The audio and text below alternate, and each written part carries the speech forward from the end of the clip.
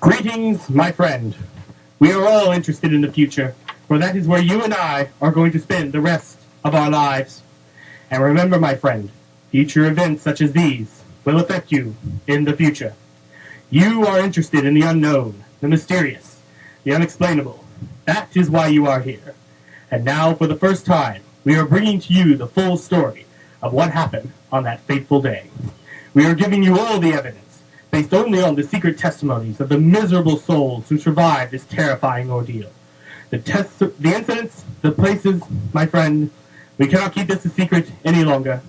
Let us punish the guilty. Let us reward the innocent. My friend, can your heart stand the shocking facts about grave robbers from outer space? Plan 9 from Outer Space, presented by Nerd Squad Radio Theater. Starring Alex McConnell as the ruler, Chris Well, Danny, and Patrolman Larry. Tiffany Hardis as Edith, Tana, and the female mourner. Chris Burns as the operator, Lieutenant Harper, male mourner, and Patrolman Kelton. Chance Rigdon as Eros, Gravedigger 1, Inspector Clay, and the captain. Dan Brown as Jeff Trent, Reverend Lemon, General Roberts, and Patrolman Jamie. Angel LaPointe as Paula Trent and the second Gravedigger, and Jared Hedrick as Tom Edwards. Plan 9 from Outer Space. All of us on this earth know that there's a time to live and there's a time to die, yet death is always a shock to those left behind. It is even more of a shock when death, the proud brother, comes suddenly without warning. Just at sundown, a small group gathered in silent prayer around the newly opened grave of a beloved wife of an elderly man. Sundown of the day, yet also the sundown of the old man's heart. For the shadows of grief clouded his very reason. The funeral over, the saddened group left the graveside. It was when the gravedigger started the task.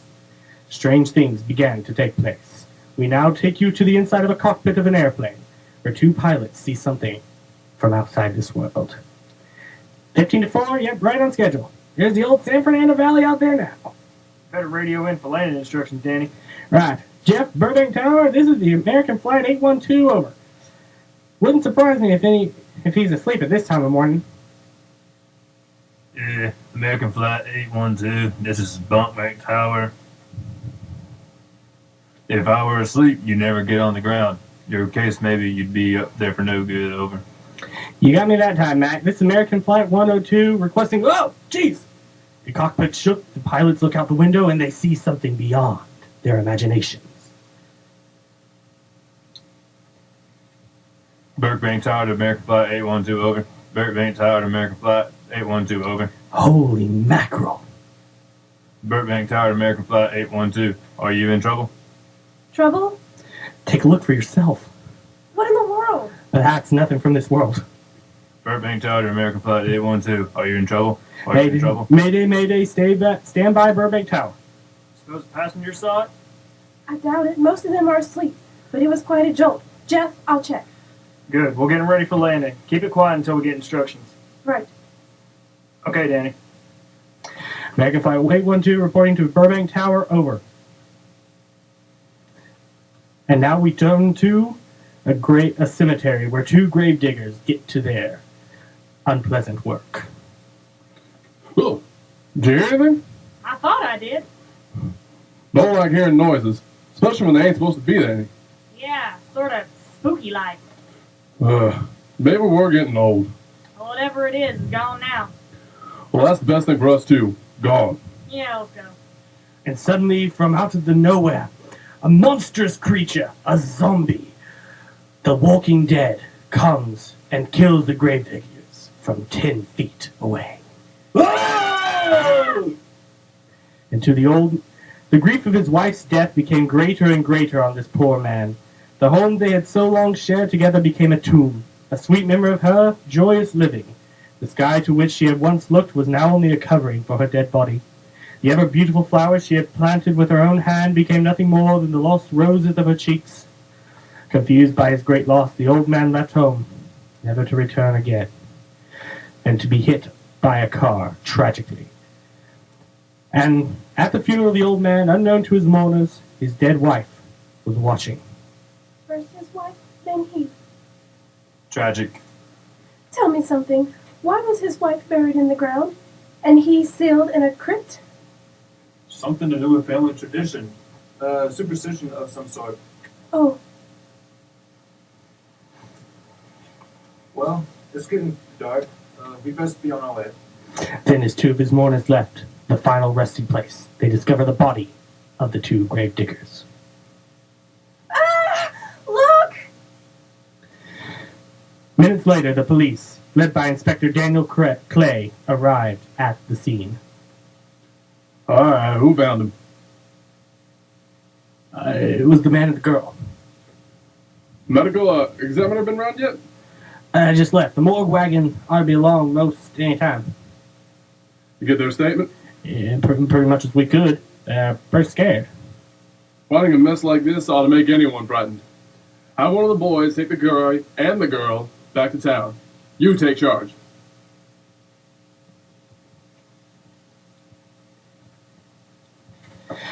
What are you gonna do, Inspector? Look around a little. Once you get beyond those lights, you won't be able to see your hands in front of your face. I will get one of the flashlights from the patrol car. You be careful, Clay. I'm a big boy now, Johnny. Looks like a bobcat tore through time. Say, Lieutenant, did you get that funny odor? How could I miss it? Woo, woo, woo! Oh, that'll be the morgue wagon now.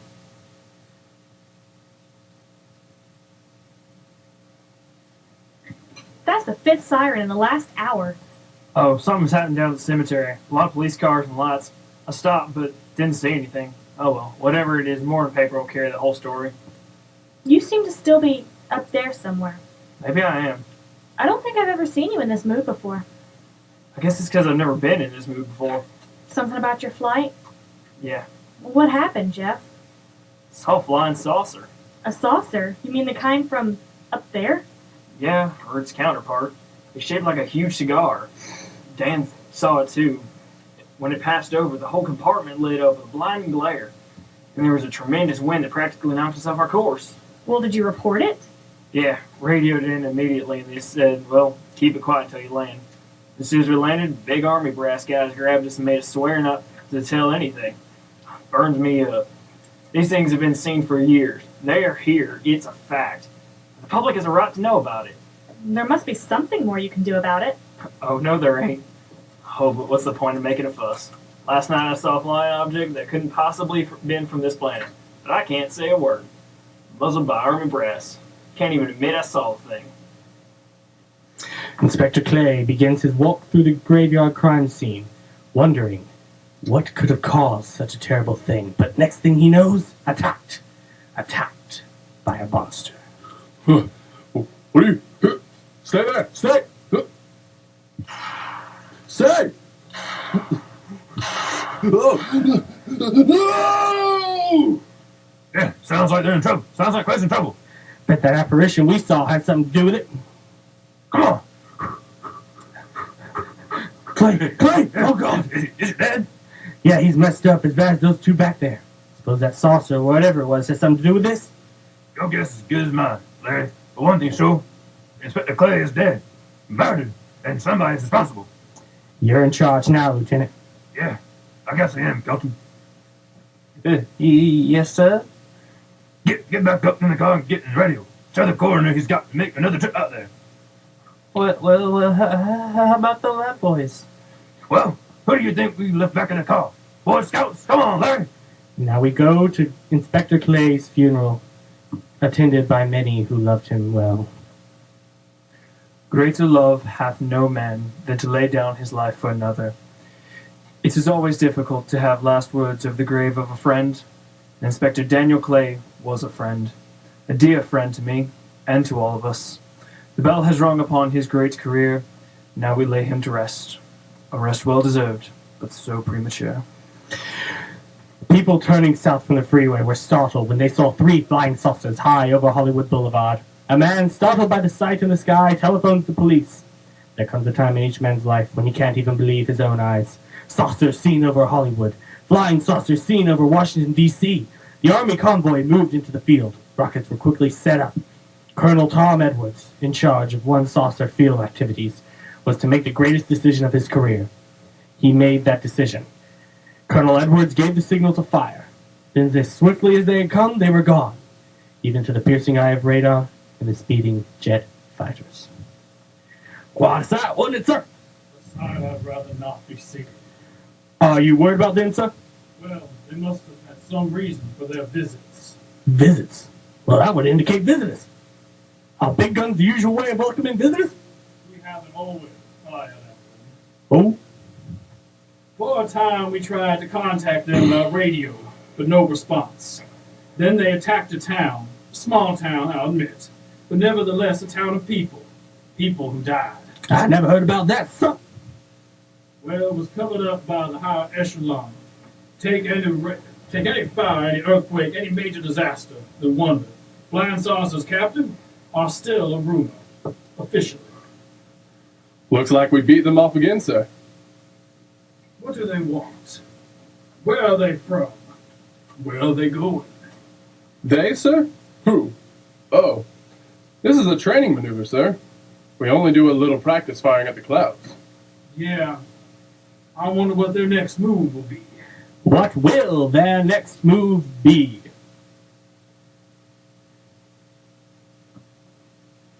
Your space commander has returned from Earth. Send him in. You have your report. We had to pull in here to Space Station 7 for regeneration. We're returning to the planet Earth immediately thereafter. What progress has been made? We contacted government officials. They refuse our existence. What plan will you follow now? Plan 9. It's been absolutely impossible to work through these Earth creatures. Their soul is too controlled. Plan 9. Ah, yes. Plan 9 deals with the resurrection of the dead. Long-distance electrodes shot to the pinion pituitary glands of their recent dead. Have you attempted any of this plan as yet? Yes, Excellency. How successful has it been? We have risen 2 so far. We shall be just as successful on more. The living, they have no suspicion of your movements. We had to dispose of 1 policeman. However, none of those risen have been seen. At least, not by anyone who still remains alive. It's too bad it must be handled this way. However, it must. Those who take from the grave will lead the way for our other operations. Yes, Excellency. Continue on. Report to me in 2 days. I feared His Excellence wouldn't take our report this well. Well, had he been dealing with our own people, his reaction would have been completely different. He understands the difficulties of the human Earth race. What do you think will be the next obstacle the Earth people will put in our way? Well, as long as they can think, we'll have our problems. But those whom we're using cannot think. They are the dead, brought to a simulated life by our electrode guns. You know, it's an interesting think when you consider. The Earth people, who can think, are so frightened by those who cannot, the dead. Well, our ship should be regenerated. We better get started.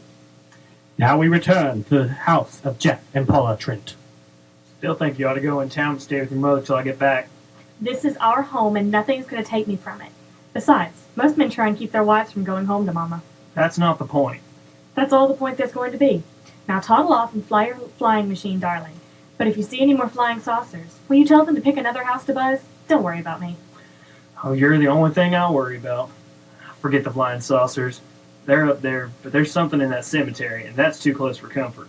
The saucers are up there, and the cemetery's out there. But I'll be locked up in there. Now off to your wild blue yonders. You promise you'll lock the door immediately? I promise. Besides, I'll be in bed before half an hour is gone with your pillow beside me. My pillow. Well, I have to have someone to keep me company while you're away. Sometimes, in the night, when it does get a little lonely, I reach over and touch it. And then it doesn't seem so lonely anymore. Crazy kid. Do love you, darling. See you Thursday. Goodbye, honey. You know, I'm not leaving here till you're locked safely inside. All right, darling. If you're especially nice, I may even lock the side door. And be sure you keep the yard lights on. We return again to the cockpit of Danny and Jeff's plane. You're mighty silent this trip, Jeff. Huh? You haven't spoken 10 words since takeoff. Yes, I'm preoccupied, Danny. We got 33 passengers back there that have time to preoccupy. Flying this flybird don't give you that opportunity. Yes, you're right, Danny. Paula? Yeah. There's nothing wrong between you two? Oh, no, nothing like that. Just that I'm worried. She's being there alone, and those strange things flying over the house, and those incidents in the graveyard the past few days. It's just got me worried. Well, I haven't figured out those crazy skybirds yet, but I'll give you 50 to 1 odds the police have figured out the cemetery thing by now. I hope so. If you're really that worried, Jeff, why don't you radio in and find out? Maybe Mac should be on duty at the field by now. He could call Paula and relay the message to you. Hey, Edith. Hi, Silence. I haven't heard a word from this end of the plane since we left the field. Jeff's been giving me and himself a study in silence. You boys a feuding? Oh, no, Eddie. Nothing like that. Hey, Edith, how about you and me balling up in Albuquerque? Albuquerque? Have you read that flight schedule, boy? What about it? We land in Albuquerque at 4 a.m. That's strictly a 9 o'clock town. Well, I know a friend that'll help us. Let's have a problem first, huh, Danny? He's worried about Paula.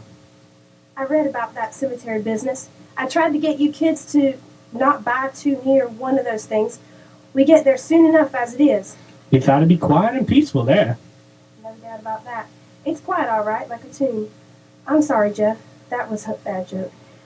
Say, I almost forgot what I came in here for. How's the coffee situation? That's for me. Sure wouldn't hurt anything here, Eddie. Okay, I'll be right back. And say, Jeff, make that call to your wife. Not only will she throw water on my Albuquerque plan, but now she's repeating herself. How about that Albuquerque ball? I can't resist your charm, Danny boy. And now we go to a cemetery where a man, the dead man, walks out. Residents near the cemetery paid little attention to the blast of thunder and the flash of lightning, but the blast arose the moving figure of the dead old man. Hello? Who? Mac? Well, hi, Mac. Sure, I'm all right. I just fell asleep. Tell Jeff I'm all right. Okay, Mac. Thanks for calling. Good night. But then, entering into the house, the ghoulish man and his horrid female accomplice find and attack Paula, with Inspector Clay climbing from his grave.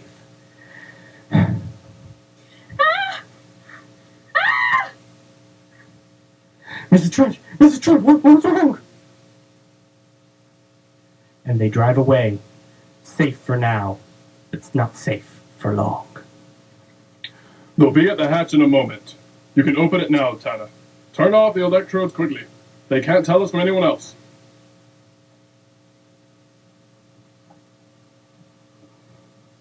It's tough to find something when you don't know what you're looking for. I don't think the lieutenant does either. Then what are we doing out here? I was off duty an hour ago. Don't ask me any questions. I'm just a hard head, just like you. What do you suppose that noise was? Whatever it was no more strange than the other things happening around this cemetery. Spirits like old Farmer Calder talked about. Maybe. Only spirits he saw tonight were those I smelled on his breath. Well, don't forget Miss Trent claims to have seen them too. She doesn't have anything on her breath. Now, she was hysterical. Well, true. She was frightened and in a state of shock. But don't forget that torn nightgown and the strapped feet. Yeah, I hadn't thought of that. And I guess that's why you're a detective, Lieutenant. I'm still a uniformed cop.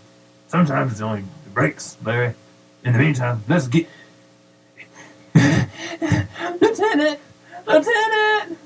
Did you hear that? How can we help it? It sure was strange. Know what it was? No more than you do.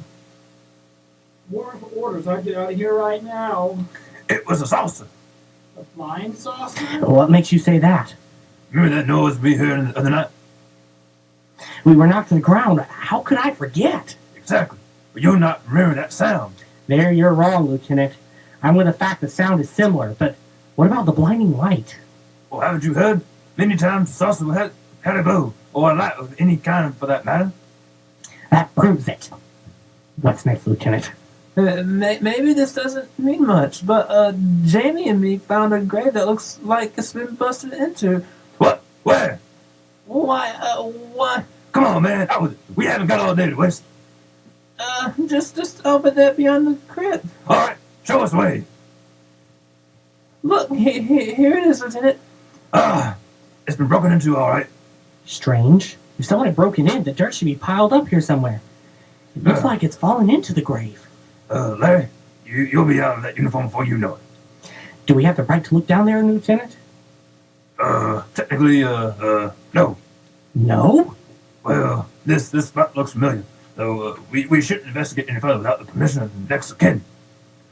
Let's go get it. How? I see what you mean. The gravestone's down there. Well, let's go down and find out whose grave it is. How?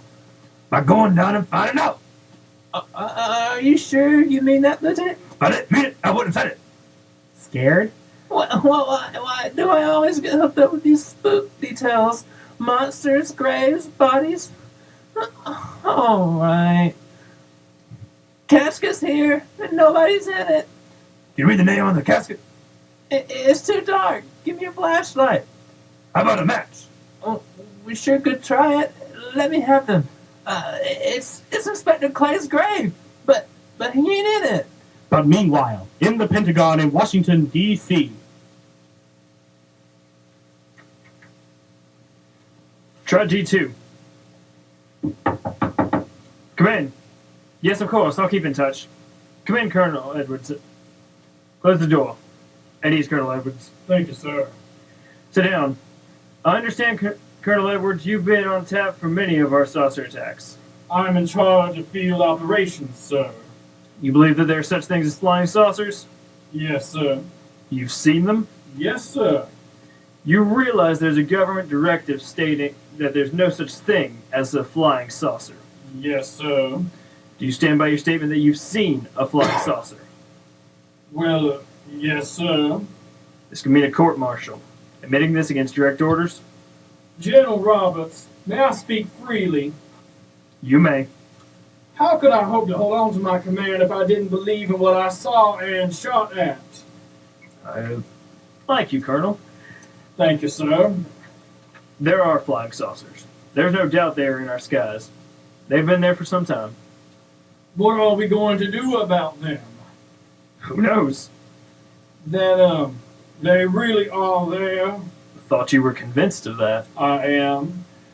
We've had contact with them. Contact? How? Radio? They speak our language? Well, not quite.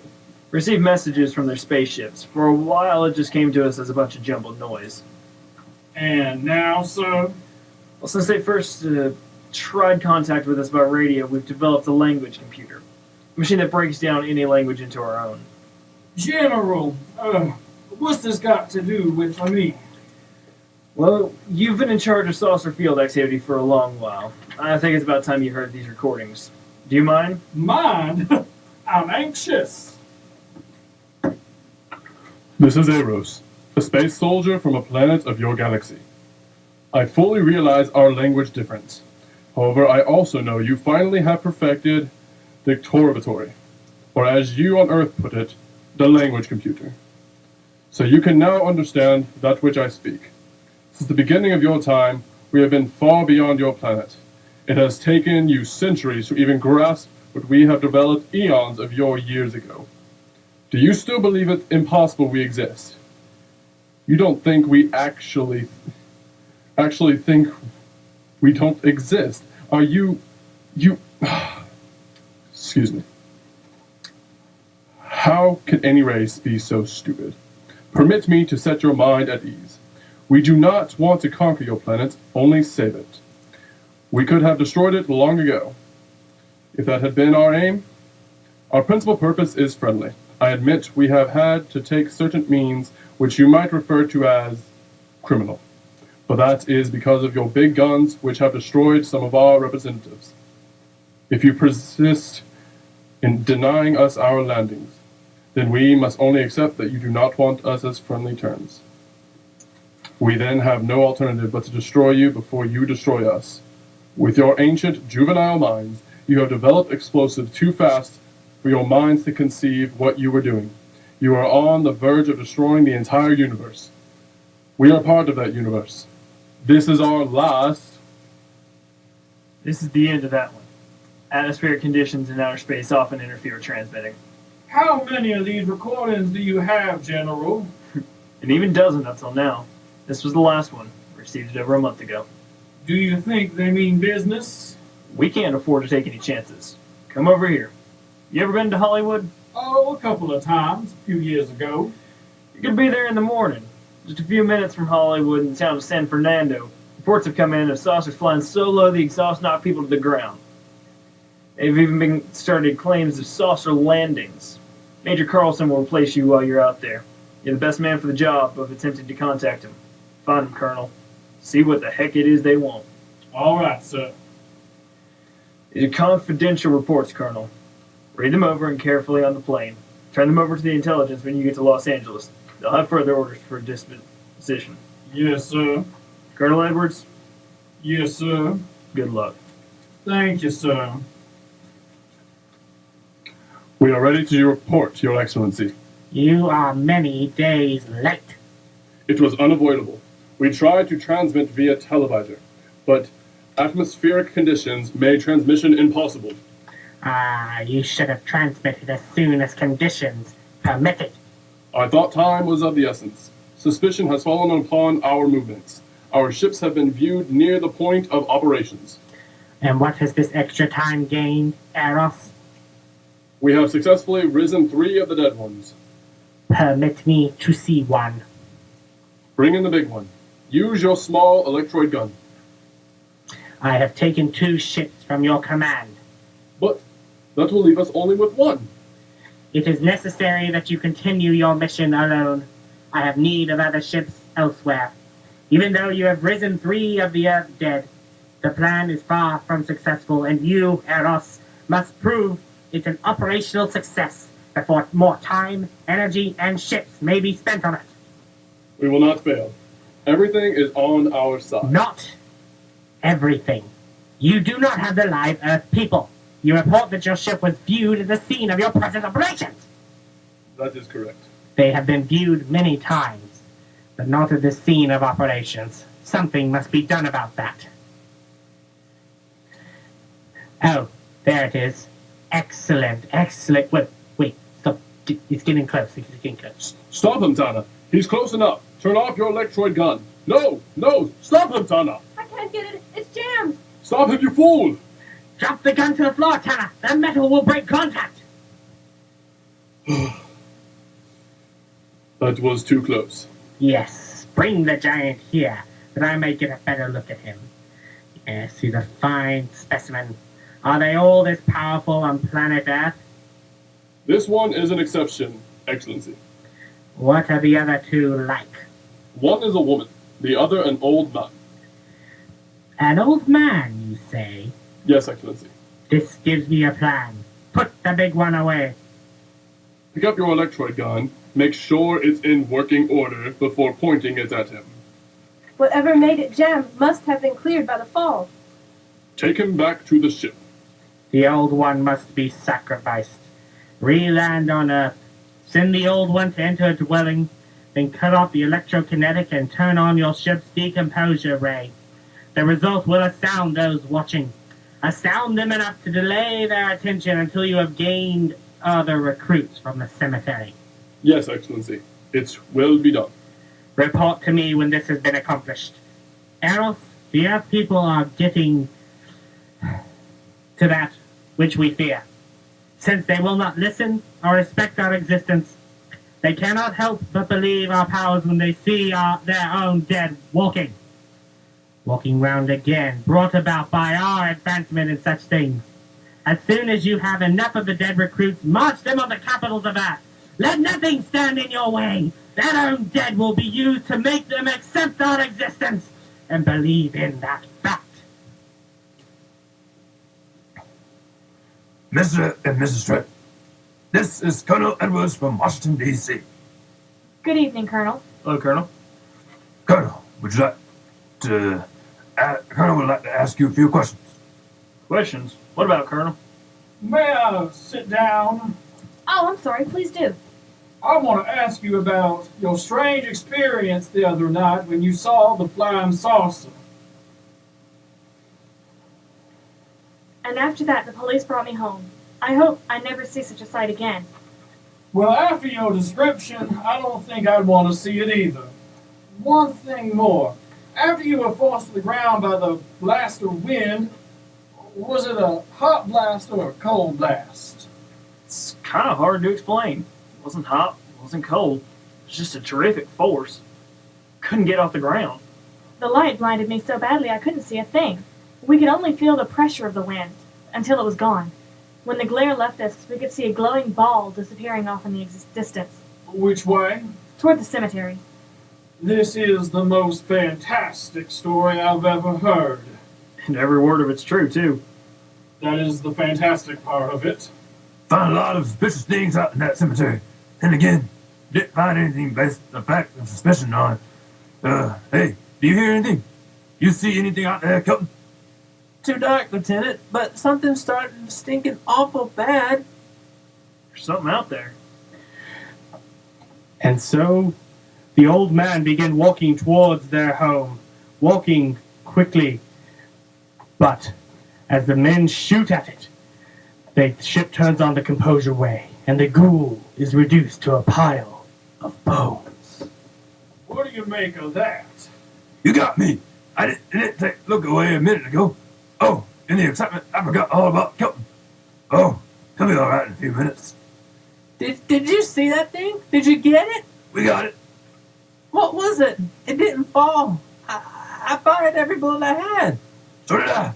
I don't know what it was or what happened, but unless that bag of bones can resemble itself, it's out of the running now.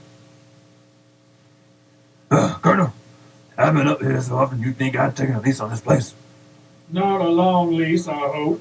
I see what you mean, but you know, you can't help but feel the answers out there somewhere. Is the girl safe? Miss Trent, you better stay in the car. Stay here alone. Not on your life. Pardon, woman. Yeah, they've been like that all down through the ages, especially in a spot like this. Kelton, Yes, sir. stay with Miss Trent. All right, Lieutenant. You stay close to the officer, honey. I'd feel safer with you. And the lieutenant knows best. Oh, I don't like it. But I guess there isn't much I can do about it. You have a gun? No. Know how to use one? After 4 years in the Marine Corps? Here, Think we'll need these? you can never tell. Let's get going. What do you expect to find out there? Well, there's only one answer to that, Mr. Trent. We'll know when we find it. Inspector Clay's grave is right over here. Is that the one you told me was broken into? Yes. This it? Yeah? Looks to me like someone had broken out instead of in. I think that, but that's impossible. I wonder. Look, Colonel, some things just can't happen. Yeah, well, after that apparition was draped across Miss Trent's patio, I would say we need to keep our minds open to anything. Look, Colonel, I'm a policeman. I've got to deal with facts. But I guess I'll have to go along with you. You know, I bet my badge right now, we haven't seen the last of these ladies. They'll discover our ship soon. You're going to let them find us? It's the only way. These are the same men who have been so close so often. They must be halted before they can inform others about us. But there were others in the car. They'll be taken too. Send the big one to get the girl and the policeman. I'll turn on the deportatory so we may converse with them. You know, maybe we're barking up the wrong tree. One thing a policeman learns, Mr. Trent, is patience. Where's the burn spot you mentioned? Right over there. Look!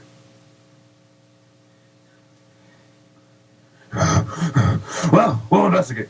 Move carefully.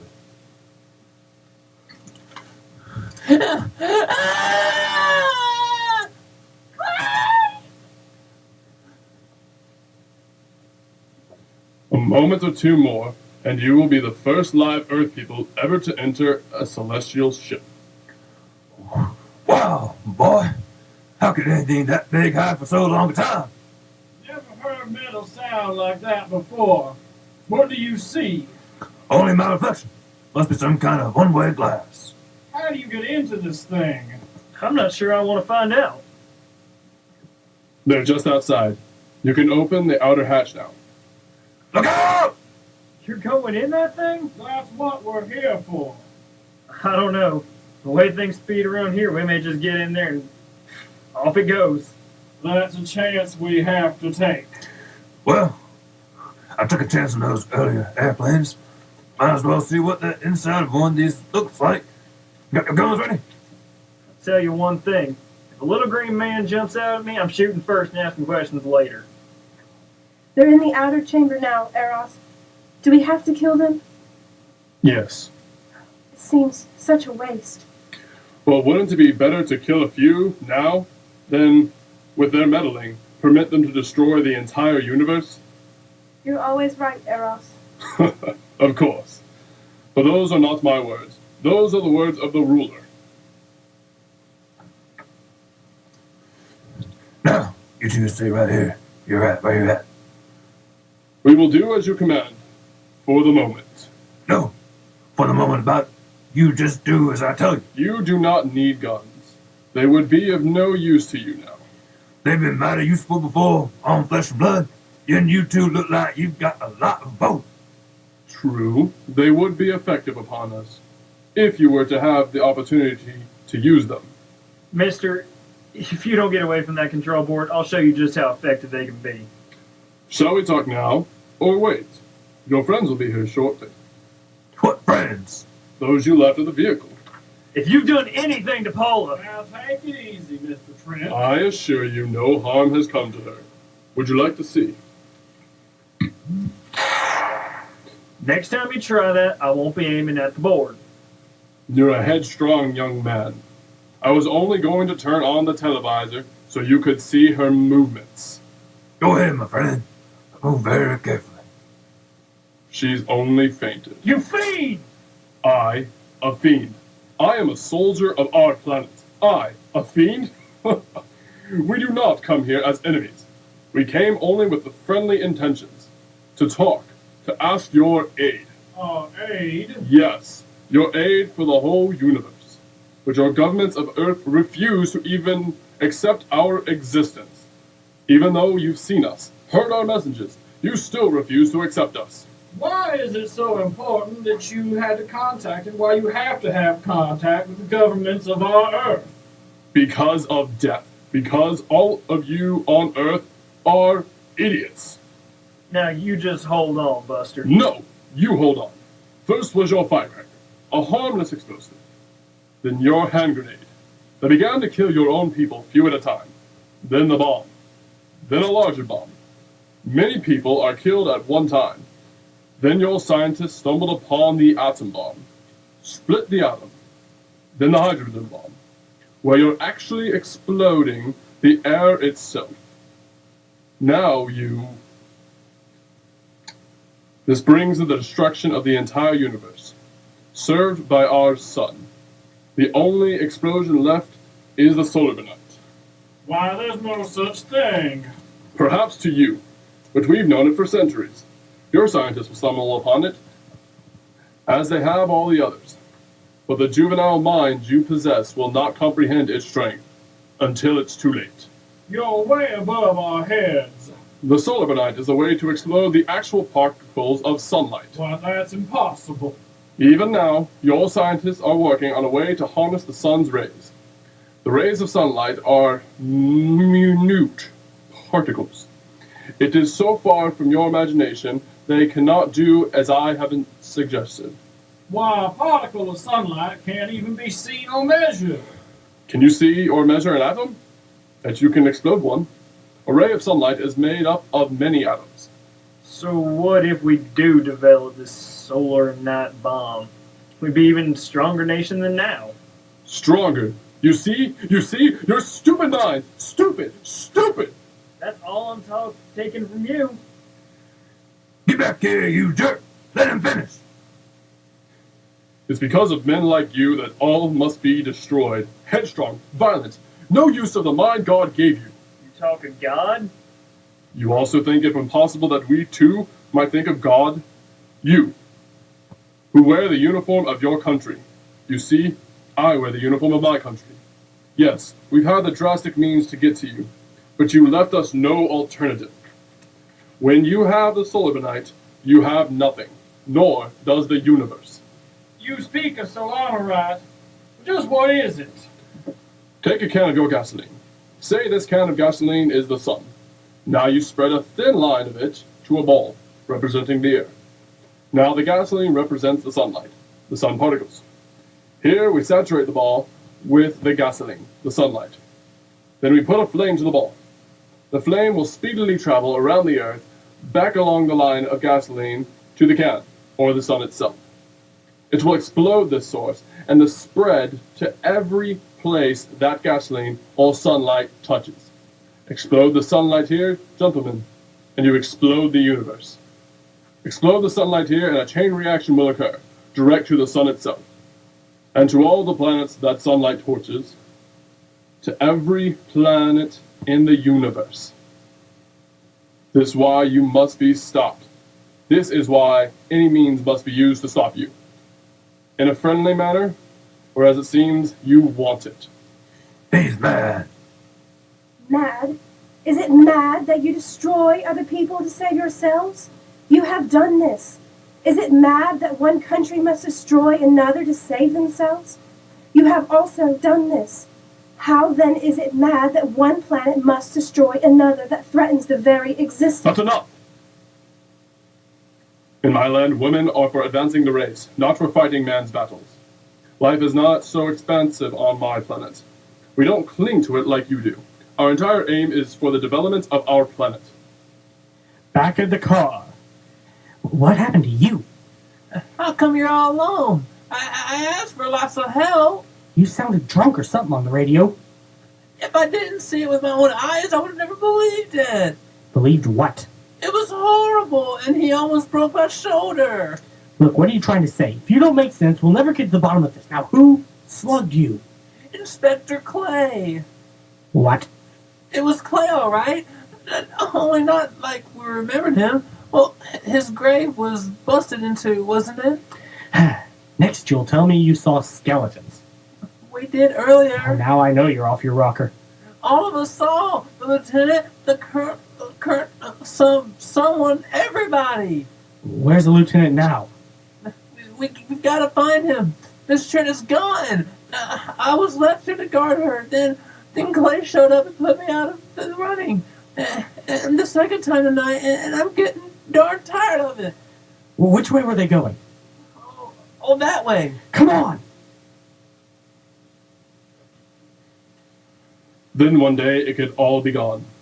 In one big puff of smoke and ball of fire. All that's out there, the stars, the planets, all just an empty void. You two had better come along with this. Come with you. Where? The police station. So it seems you think you have the upper hand. Look out there. Yeah. She is unharmed. But he could kill in seconds if I so choose. Holy cow! Look there! It's Clay, all right. There's no mistaking that. And he's got Miss Trent. Get your gun ready. For all I've seen tonight, guns won't do any good. Clay's dead and we buried him. How are we going to kill somebody that is already dead? Dead! And yet there he stands. That other one earlier, I emptied a full clip into him. I'm seeing it. That's the only reason I'm listening to you. Look, I've got an idea. Hurt him or not, we've got to try something. I'm going to sneak up behind him and whop him over the head. That ought to make him move. Follow me. Even when Clay was alive, he couldn't run fast enough to catch me. So when he does, you grab Mrs. Trent and run like lightning in the opposite direction. Oh, you think it'll work? Know anything else to try? Run, run, run! Go! Get Paula! Okay, Paula! Oh, I'll be all right. Take care of the others. Your men have felled the big one. This could only happen because the electrode ray is on. They'll walk again when I turn it on. Hold it right there. Well, I think I'm off our boat. Suppose the lieutenant and the others are in that thing. Well, suppose there Martians or something in there. Hey, come on, let's go. Open up in there! Open up! Get that door open. Good. I wouldn't know one switch from another. Hold on, Eros. I'll have the ship in the air in a minute. Get out of here, Jeff. The ship's on fire. Eros! Eros, everything's on fire! Hurry, wake up, Eros! Eros! Eros, wake up! Wake up, Eros! Wake up! God, wake up! Oh, I wonder if that's the last we'll see of them. Perhaps, but sooner or later there'll be others. Look! Have they caught that woman, that thing yet? Hey, that's right. There's another gold running loose. And it's my guess, it sure looked like him. With the ship and the ray gun gone, they had no control. We got to hand it to them, though. They're far ahead of us. Fire! Eros! Ah! And the ship went up in a fiery explosion, removing for now the threat to Earth. My friend, you have seen this incident based on sworn testimony. Can you prove that it didn't happen? Perhaps on your way home, you will pass someone in the dark, and you will never know it, for they will be from outer space. Many scientists believe that another world is watching us this moment. We once laughed at the horseless carriage, the aeroplane, the telephone, the electric light, vitamins, radio, and even television. And now some of us laugh at outer space. God help us in the future. The end. That was a lot shorter than I expected to be. All right, so we'll have to come up with a post show. Whoever doesn't want to stay for the post show can go. I don't care. But that was Plan 9. Might as well announce next week's episode of Nerd Squad. It will be a rather shorter one, maybe even about as long as this. It will be The Most Dangerous Game, which will be the first Nerd Squad radio theater that only has myself, Chance, and Angel in it. Because there's only like 4 characters in the entire thing. It's great. 5 if you count Yvonne, but nobody counts Yvonne. He never talks. So, yes, I know, Dan, you're angry and you would love to be in it, but I don't actually need you, and these people need to be on every week. I mean, I love you, Dan. You make me sad. Come, Patsy. Oh, yes, also I would like to announce that eventually, I don't know when we're going to do it, but we're going to do King Arthur, which should appease your hunger for awesome roles. Yay, verily.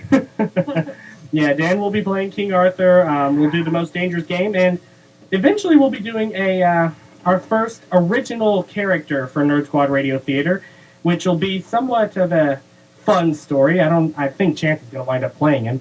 But, yeah, he'll be probably a very interesting recurring character.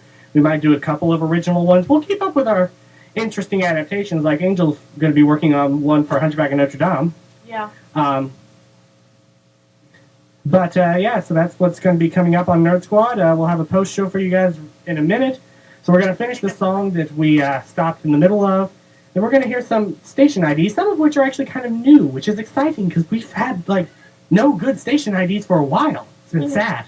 Yeah. All right, here we go.